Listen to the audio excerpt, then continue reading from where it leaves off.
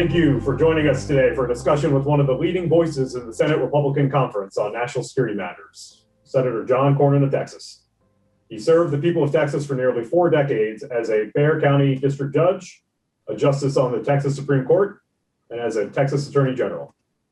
As a member of the Senate Select Committee on Intelligence and a previous member of the Senate Armed Services Committee, Senator Cornyn has been involved in many of the key national security policy debates facing the country today. As a senator, he's led numerous initiatives to build upon those national security policies, including his recent bills signed into law to protect domestic semiconductor manufacturing, strengthen 5G infrastructure, and support U.S. service members and their families.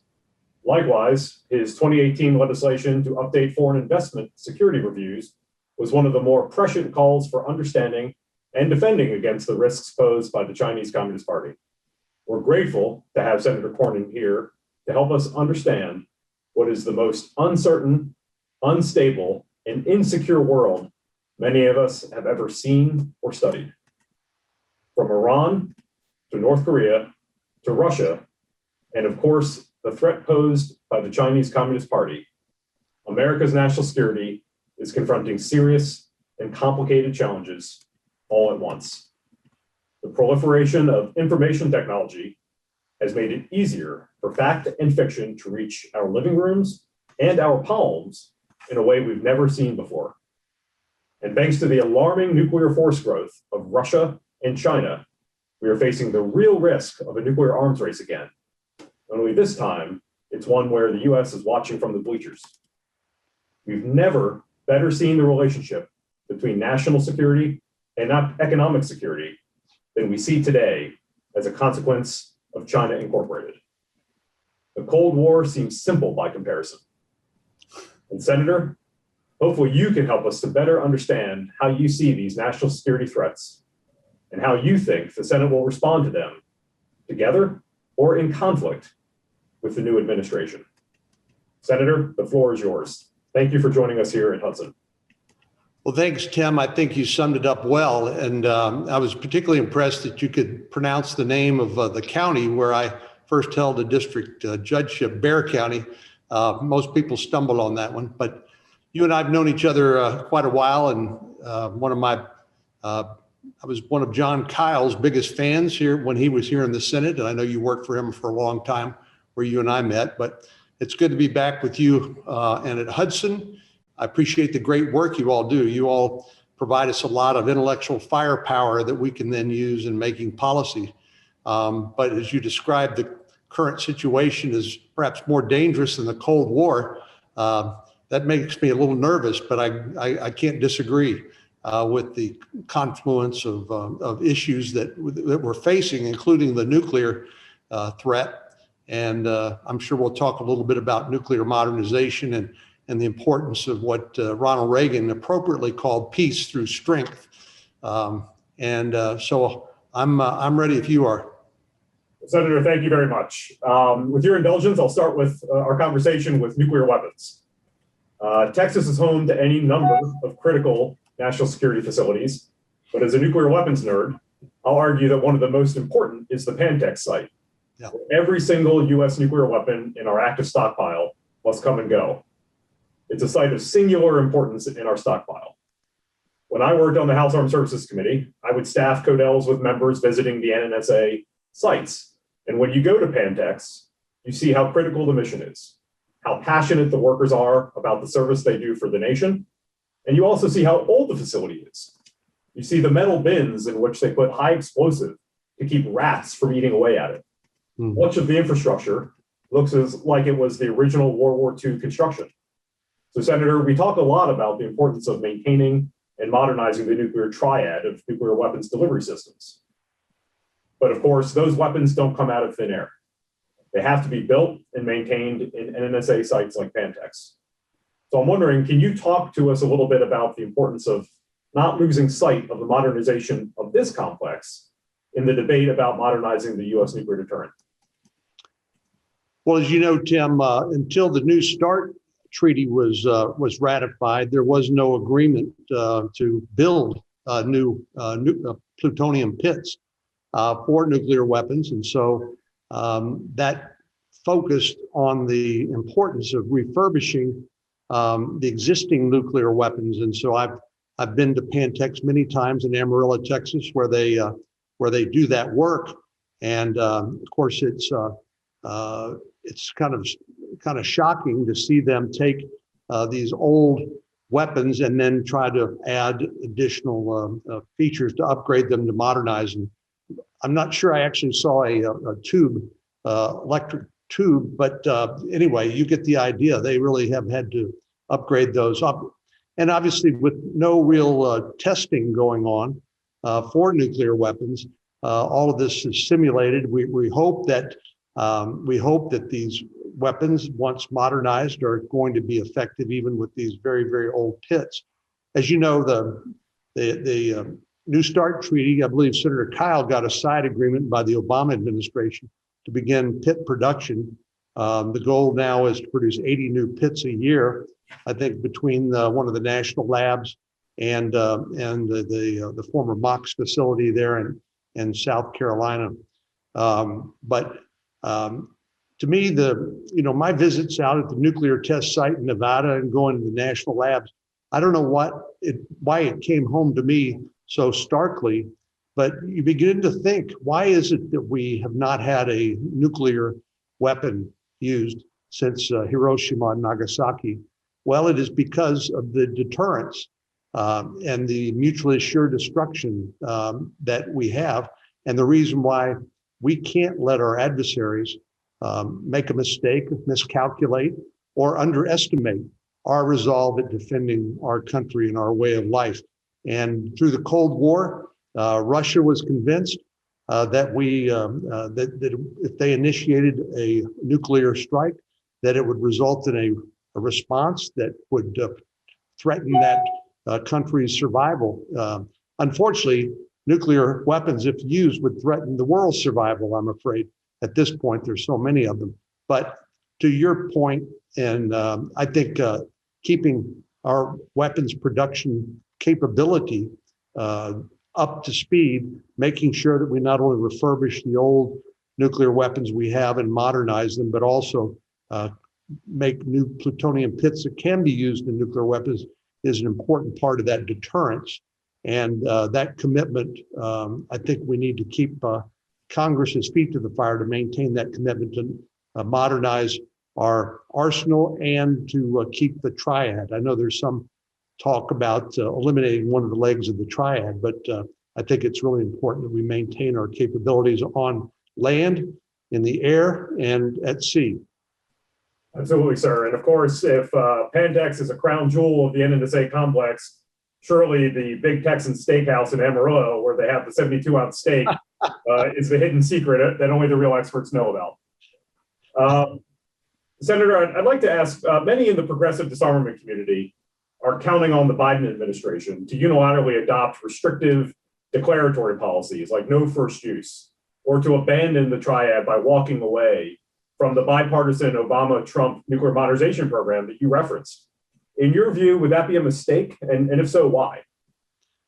Yes, it would be a mistake. And the first reason I think it would be a mistake is because of the impression that it would create in our adversaries, principally Russia and China, that we are not committed to a strong nuclear force posture and maintain that deterrence.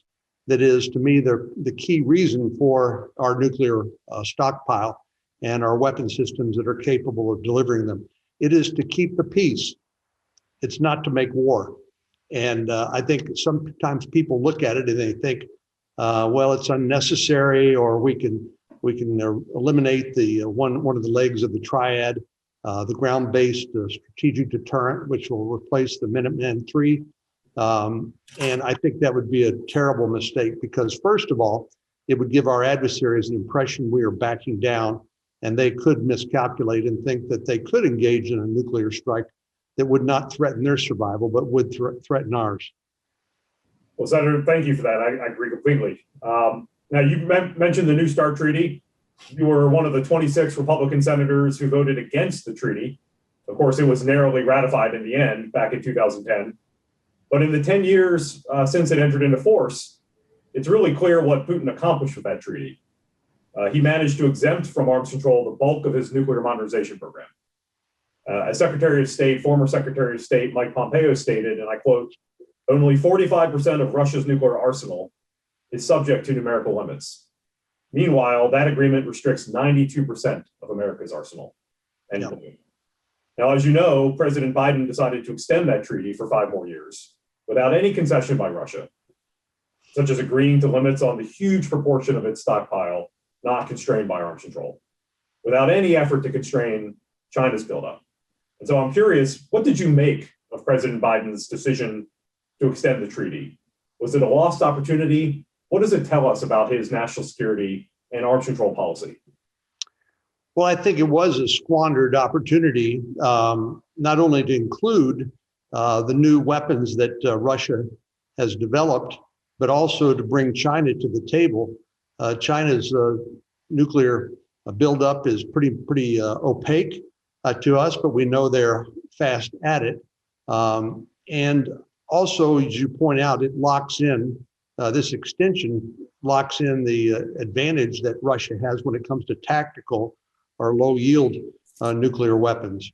They apparently are concerned about a land war against NATO in Europe, and they view these as an essential part of their war plans. And I just think that it's hard to get the approval by Congress for us to build low yield nuclear weapons here in the U.S. So it locks in their numerical advantage, and it doesn't include more modern weapons which they've developed, and it also fails to include the other major nuclear power in the world, China. I'm not absolutely sure what kind of deal we could have gotten, but we didn't really even try. The Trump administration did try and held out the prospect of changing the agreement rather than just extending it, or maybe just extending it a year and keeping the conversation going. I think this is a missed opportunity by the Biden administration. So, sir, if I could keep you on arms control for just another minute or two before shifting topics. You're a member of the Senate Select Committee on Intelligence. As a member of that committee, you've written about how Russia misused the Open Skies Treaty, how they were able to misuse that treaty to threaten national security. Now, as you know, the previous administration used the prescribed withdrawal mechanism to end that threat to U.S. national security. I'm curious if you could talk for a moment about why this withdrawal was both necessary and proper.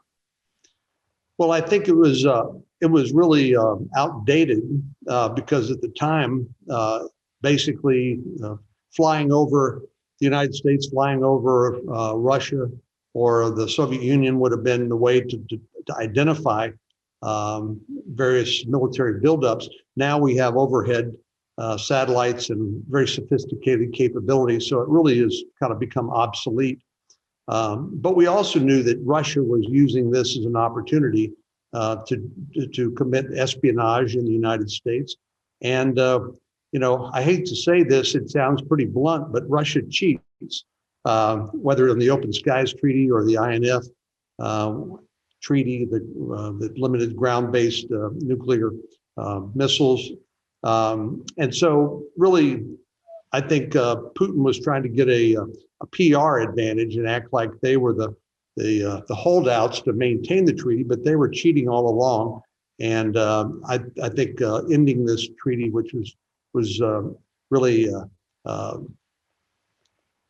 outdated, was the right thing to do. Thank you, Senator. You're also a member of the Senate Judiciary Committee, specifically the Subcommittee on the Constitution. An essential responsibility of the Senate under the Constitution is the responsibility to advise and consent on treaties and nominations. And I'd like to ask about that. Many in the left-leaning think tank system have argued that the Biden administration should just go back into the Open Skies Treaty.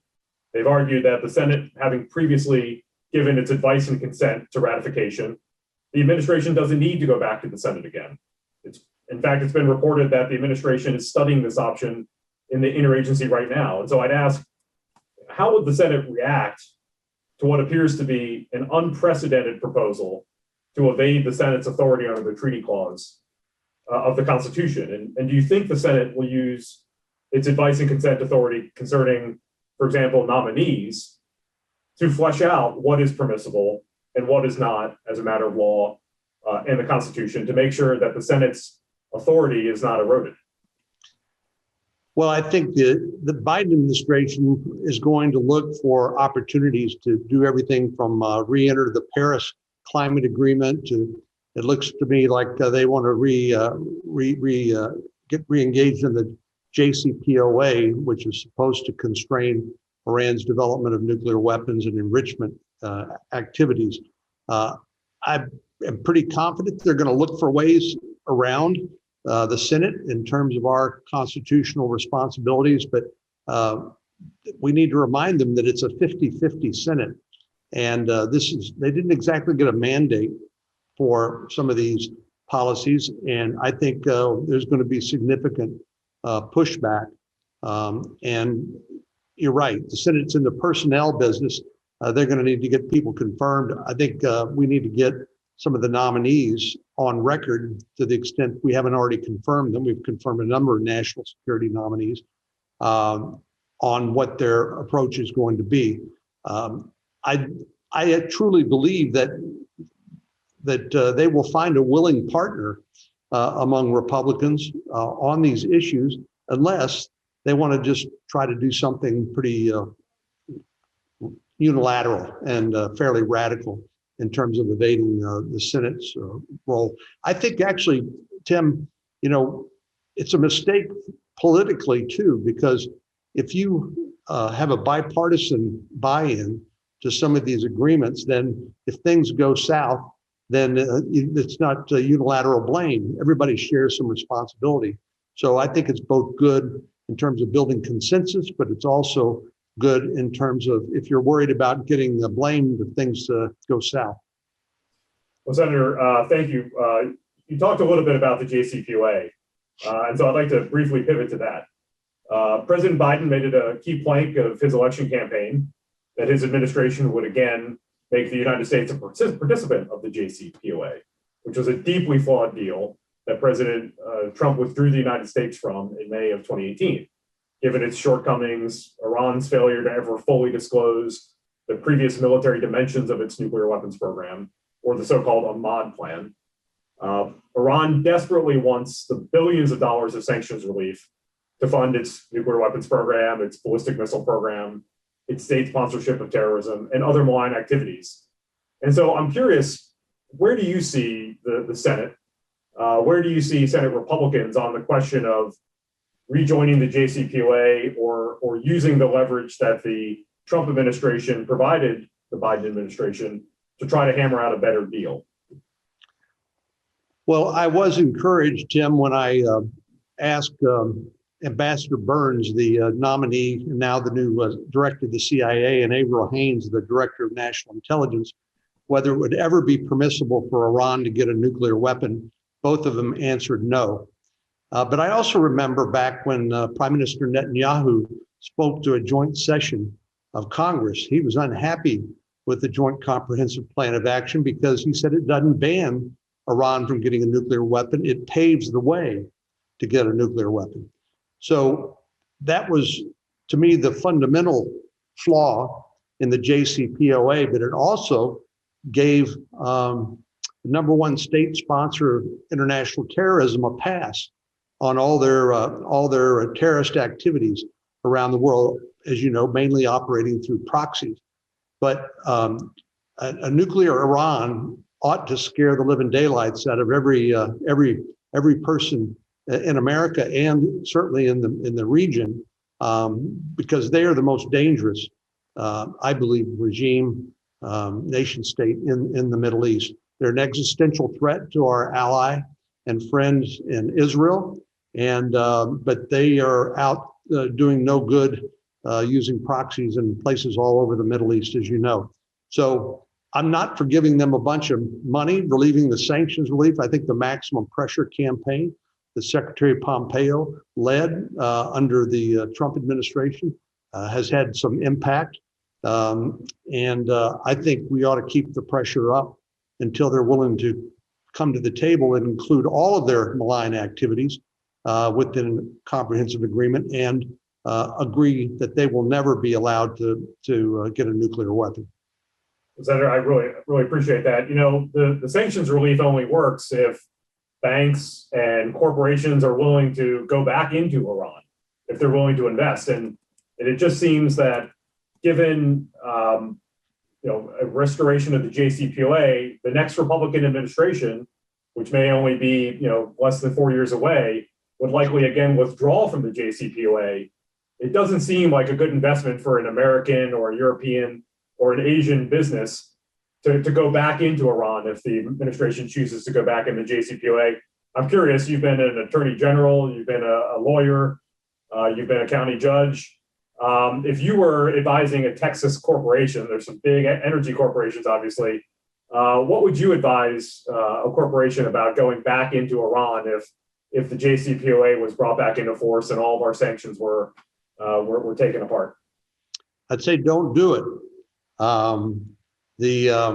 But this goes back to what we were discussing a moment ago, Tim. This unilateralism by administrations, particularly in matters involving national security, are a mistake. I know bipartisan consensus building is hard, but it's hard. But it's the only thing that provides durable and predictable policies for the United States, something that I would hope that we would all want. So this idea of taking temporary advantage and skirting any Senate confirmation of a treaty or trying to do things on your own as an administration, I think are very short-sighted, and they don't provide the certainty for American businesses that might want to do business in countries like Iran. Senator, bipartisan support, bipartisan commitment, doing things through the proper constitutional channels. That seems to me to try to take us right to the question of what do we do about the greatest threat to our national security, China, and more specifically, the Chinese Communist Party, because I think you'll agree that China isn't actually our concern. It's the Chinese Communist Party. We don't have any grievance against the Chinese people any more than we have a grievance against the people of Iran or the people of Russia. It's corrupt, illegitimate regimes. And so, the majority leader, Senator Schumer, has announced he plans to move a comprehensive China bill through the Senate this year. Now, maybe one of the good things that could force bipartisanship is for such a broad policy measure, the Bird rule, he really can't be thinking about using reconciliation. And so I'm asking, and I'm curious what you think are the bipartisan possibilities for cooperation on China in the Senate this year. And maybe if you can make a little news, if you give us a sneak peek on what you want to try to include in such a comprehensive China bill. Well, China is one area that where we are, I think, pretty close to unified. Obviously, things like the COVID-19 virus has revealed our vulnerabilities when it comes to our supply chains, from everything like personal protective equipment to semiconductors. That's a topic we can talk about a little bit more, but Senator Mark Warner and I, he's now, of course, the chairman of the Intelligence Committee, this is a bipartisan concern. Obviously, concern about China's cyber activities. It's rampant theft of intellectual property. They basically have telling us what they're going to do, made in China 2025.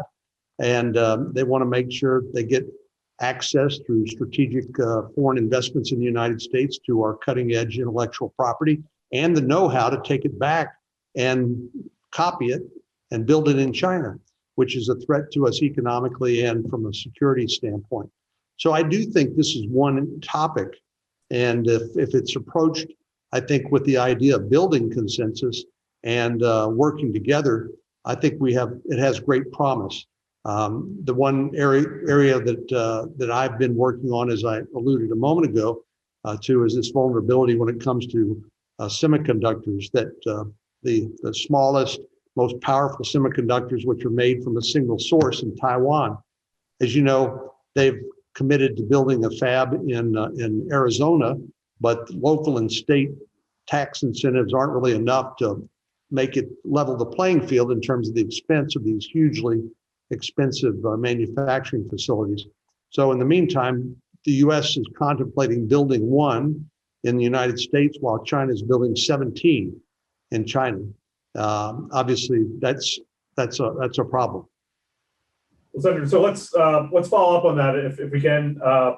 In some respects, semiconductors are the oil of the current industrial revolution. And from a national security perspective and a historical perspective, many worry about whether cutting off Japan's oil made a war inevitable in the 1930s. Today, however, for the reasons you outlined, the US could be on the losing end. And we really don't make many of our chips here. Something like 60% is made by Taiwan's TSMC, which is within range of China's massive amphibious and missile forces.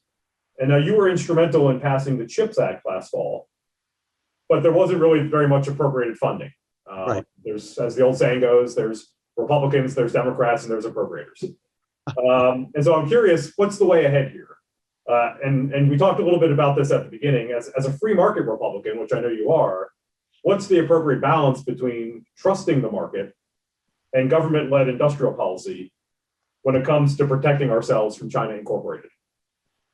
I seem to recall that Jimmy Carter said if a country in the Middle East blocked the Strait of Hormuz, it would be an act of war.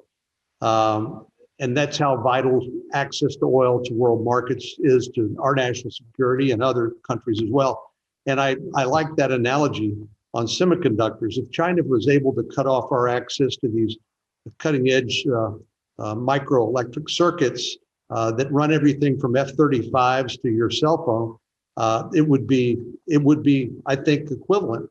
And that's a good way to think about it. I hadn't quite made that analogy, but I may use that in the future. Borrow it from our conversation. Just send it to Hudson Institute, please, sir. But it does raise the larger issue, and that is about industrial policy. Like you said, as a free market conservative, I believe markets are more efficient than government mandates and control. But I'm afraid China has changed the playing field so dramatically by their investment in everything from 5G to artificial intelligence to quantum computing and now to semiconductors. And their express goal is to dominate the world and us economically. And as they become increasingly belligerent out in the South China Sea and threaten Taiwan, they're rattling their saber very loudly.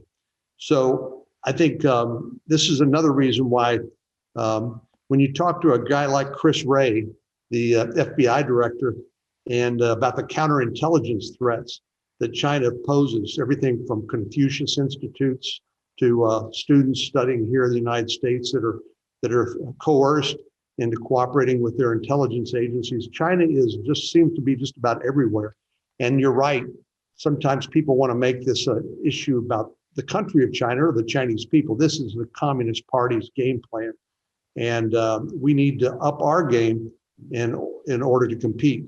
And so I have changed my attitude toward strategic investments in the sort of technology that if we don't do it, our adversary will, and we'll be the worse off for it economically and from a national security perspective. So yes, the CHIPS Act that Mark Warner and I are co-sponsoring includes a provision for a tax credit that would be useful to any semiconductor manufacturer that wants to build a fab here in the United States. It's not company specific by any means. Or it may be that we do get an appropriation in this new China bill that we've been talking about. Actually, one of the best meetings, the only meeting I've had at the White House since President Biden has been in office, has been on this topic of vulnerable supply chains. And I do believe that there is broad bipartisan consensus, particularly on the semiconductor front. But we've also asked our other experts and other smart people to kind of help us rack and stack. What are the other supply chain vulnerabilities that we have that are important? And let's focus on some of those as well. Senator, I'll pull on that thread just a bit more. People talk about decoupling or strategic decoupling? And I'm curious, PPE, pharmaceuticals, semiconductors, rare earths, those are things I think we don't want to rely on the Chinese Communist Party for. But other things, sneakers and T-shirts, as long as they're not made in Xinjiang, presumably we don't care as much. And I'm curious how you see the balance between free markets and industrial policy, decoupling, and strategic decoupling. Well, the other day, actually, it's been a couple of months now, I saw the RAND Corporation. There was a quote from RAND that said that Russia is a rogue, not a rival. China is a rival, not a rogue. And I thought that was a useful way for me to sort of think about the differences between those two. We can't ignore China, and we shouldn't ignore China.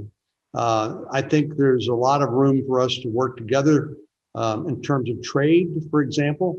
But I think we underestimated the Communist Party's commitment to keep their police state in a closed society and authoritarian government.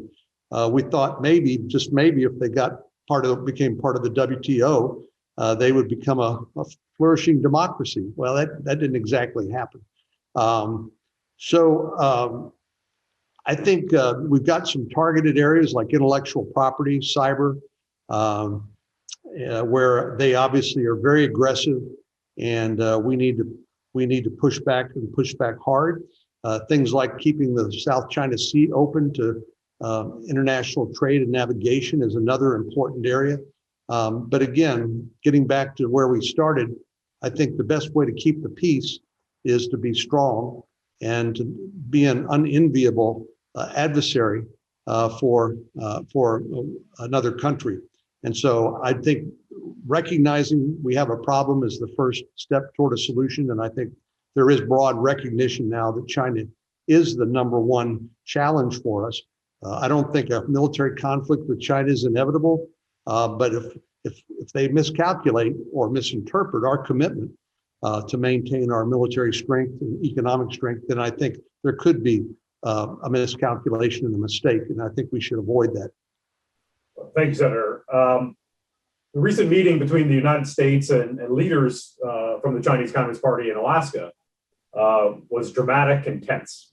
It's unclear what, if anything, practically came from it. And I'm curious, what's your takeaway from the meeting, Senator? How do you assess the early days of the new administration's policy with respect to the Chinese Communist Party? Are you hopeful? Are you worried?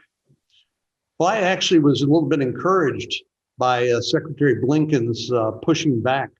I wasn't surprised at the aggressiveness of the Chinese negotiators.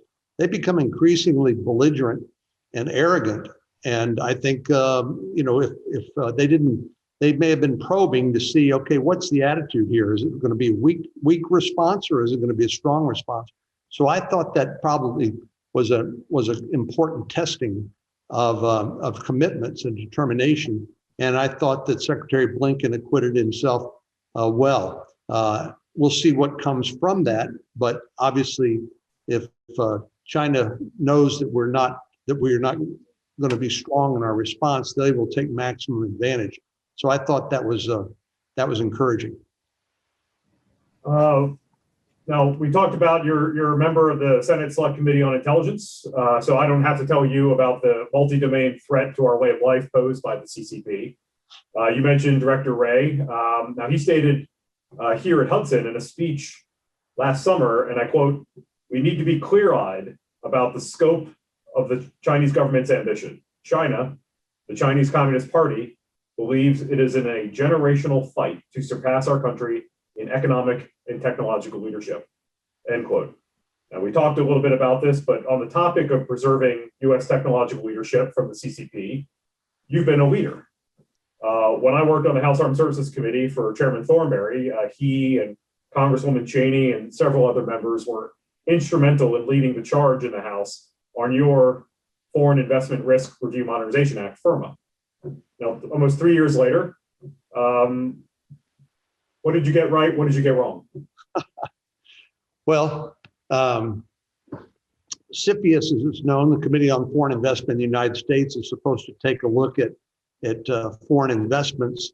Again, it was kind of interesting. We got a little pushback from the Chamber of Commerce and others who who thought maybe we were trying to discourage foreign investment in the United States. That's certainly not the case. But we didn't want to, we wanted to be clear-eyed about what the risk would be if the Chinese Communist Party, as they have done, had made strategic investments, not only acquiring the intellectual property, but actually the know-how to be able to take it back and make it in China. And as you know, if before you can do business in China, they basically want to get all your intellectual property and all your data as a condition of doing business there. And that's obviously a short-sighted step if you're an American company or an international company wanting to do business there.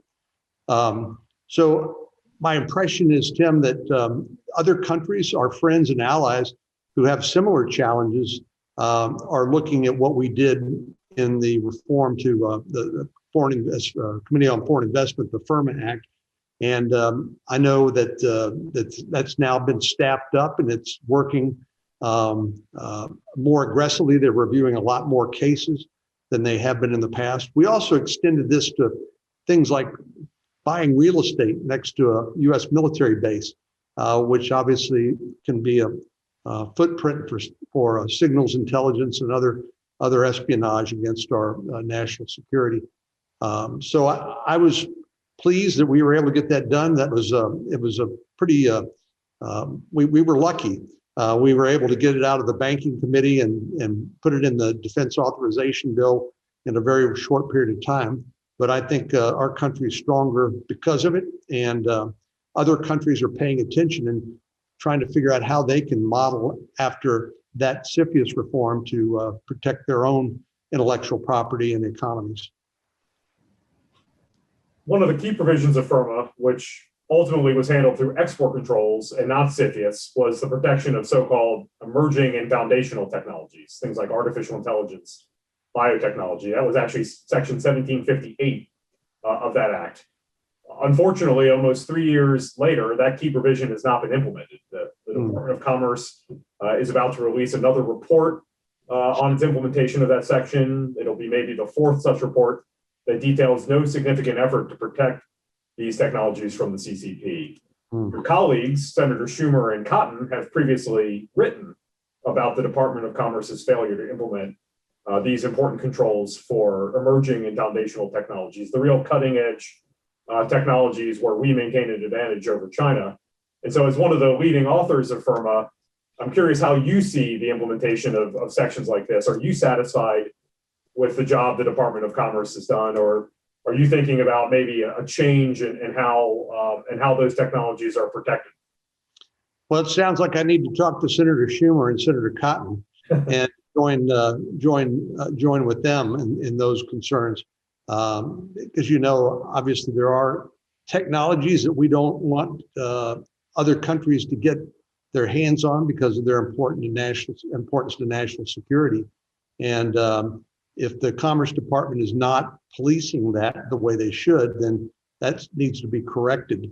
And of course, we now have a new administration, and we need to make sure that they are committed to enforcing those export controls as well. So I appreciate your highlighting that. I will follow up with Senator Cotton and Senator Schumer, because that would be a big vulnerability. Well, Senator, thank you. I appreciate that.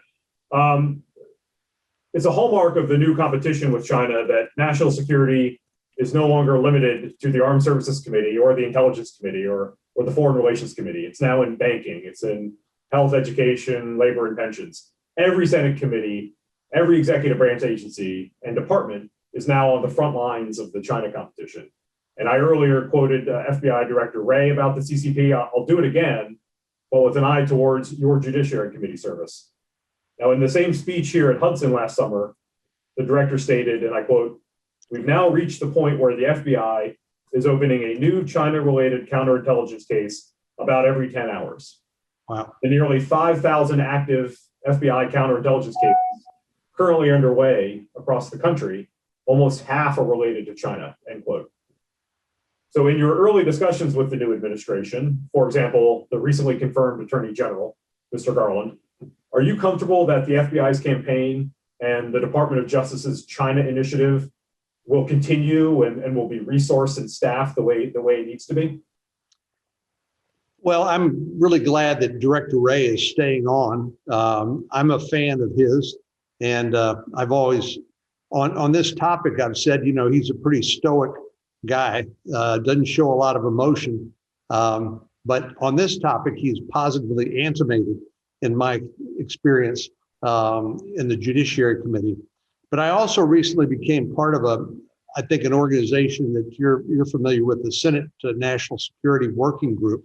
I'll, along with Senator Feinstein, be the co-chair. This is designed to work across different jurisdictions in our committee structure to focus on national security.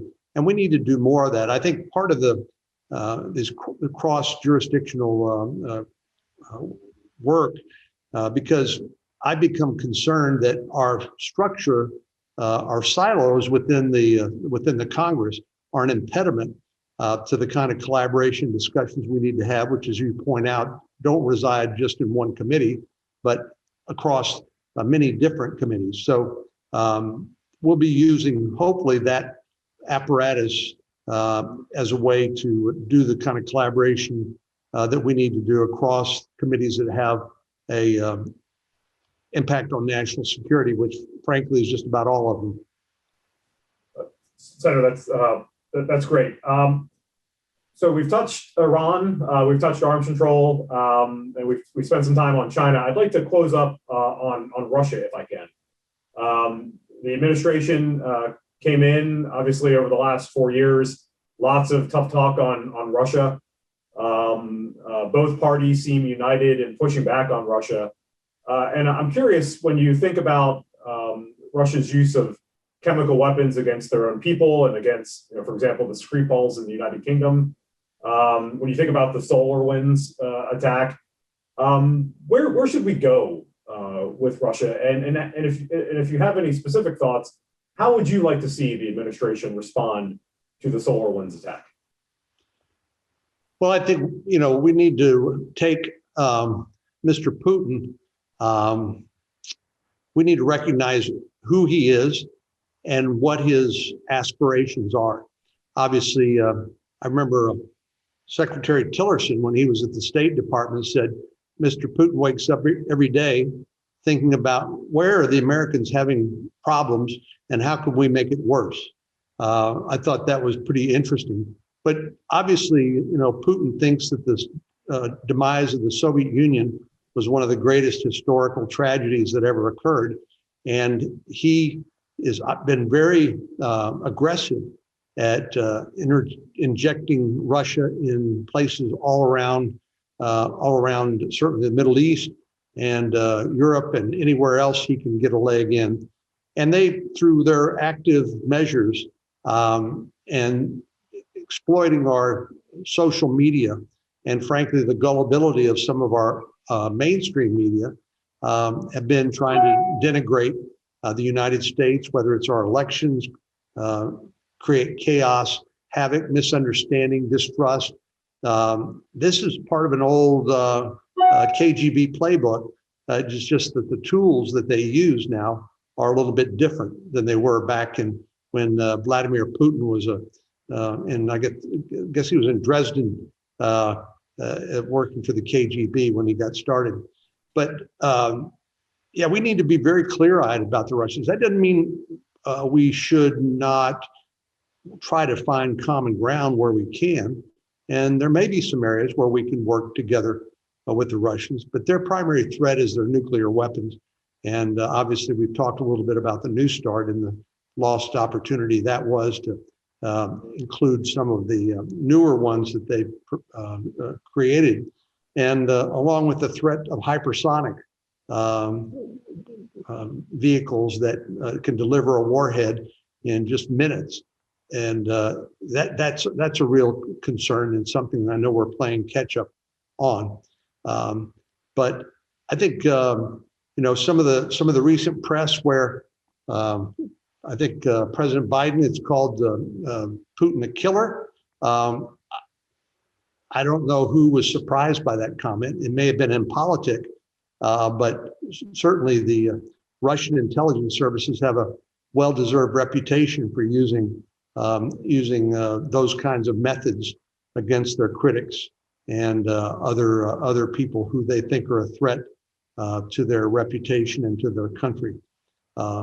So, yeah, I think we got to call it like it is. We got to use a word again that I used earlier, clear-eyed about who these people are and what their aspirations are. Only then, I think, can we provide a equal but opposite reaction and eliminate the chance of mistake or miscalculation, which could then get us in a potential conflict, which obviously we all want to avoid.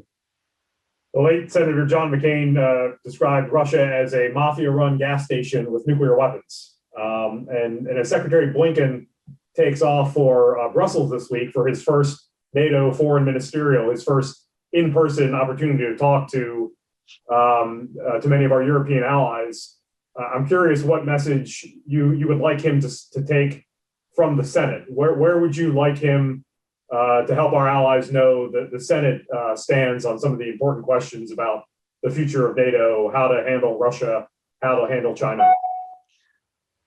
Well, I've been a little disappointed in the new administration acting like whatever the policies were of the previous administration, we're going to do the opposite, or disparaging the efforts of the previous administration, the Trump administration, where they actually did some good. I mean, getting more participation by the members of NATO in our mutual security and making sure that the United States taxpayer didn't bear the whole burden, I thought was a very positive development by the Trump administration. But rather than dwell on those sort of, we're going to do the opposite of whatever they did, I would hope that they would go into this very clear-eyed again about what the risks are and what we need to do with our allies. I happen to believe that we do need our friends. If it's one thing that we have in America that China and Russia don't have, it's friends.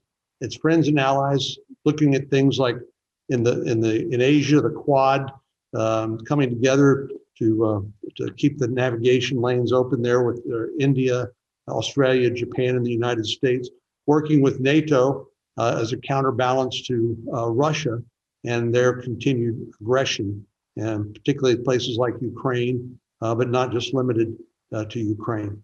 It's a tough and dangerous world, as you said at the very outset, and you begin looking around at all these various places in the world where our adversaries are involved and what could spin out of control.